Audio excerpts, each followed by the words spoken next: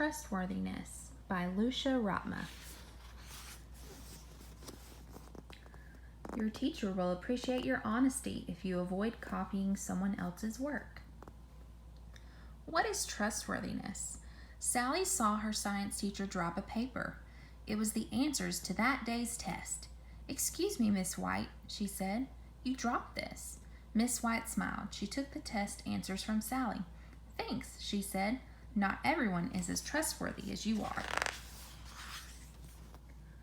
Your family and friends will be understanding if you admit your mistakes. People can count on you when you are trustworthy. You do what you say you're going to do.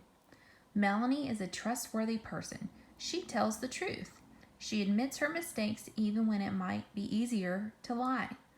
You do the right thing when you are trustworthy. What would the world be like if you couldn't trust anyone? What if even your parents and your best friend lied to you? Think of things that might happen if no one was trustworthy. Your parents will trust you if you do your chores the right way and get them done on time. Being trustworthy. There are many ways to be trustworthy at home. Stephen is reliable when his parents ask him to do his chores. He finishes them as soon as he can. He does a good job. He does not try to get it over with. That lets people know that they can count on him to get things done. Keeping promises to your friends is an important part of being trustworthy. Being trustworthy means keeping your promises. This means doing what you say you'll do. A trustworthy person does not let other people down. Miles promised to help his friend Betty work on a project after school. He showed that he was trustworthy by keeping his word. If you don't keep your word, your friends may not be able to count on you again. If you are caught cheating, people will not trust you. You can be trustworthy at school too.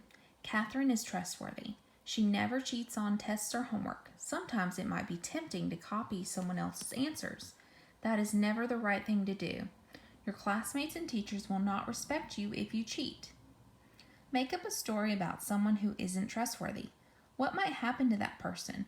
Would he or she learn a lesson about being trustworthy? Tell your story to a parent or a friend when it's done. Stealing from other people breaks their trust in you. You are trustworthy when you don't take things that belong to other people. Tyler's friend Jeremy has a new video game that he really wants to play. Jeremy left Tyler alone in his room one day when he was visiting. Did Tyler steal the game? No. A trustworthy person doesn't steal. People who are trustworthy earn money and save up for the things they want to buy. Finding something on the ground does not mean that it belongs to you. Spreading trust. The way you act affects other people.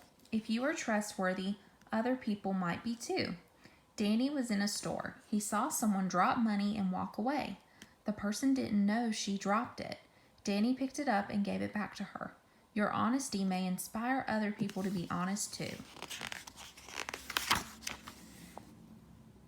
Helping your family and neighbors with chores can help build their trust in you. You can be trustworthy in your community. Do not take things from your neighbors or damage their property. Instead, lend a hand when they need help. Katie offered to do yard work when the family that lives next door was out of town. Make sure you keep your word if you promise to help. Pay attention to the people that you trust most. What is it that makes them trustworthy? What can you do to be more like these people? Trust will help you build strong relationships with your family and friends. People know they can rely on you when you are trustworthy. You get along better with your family and friends.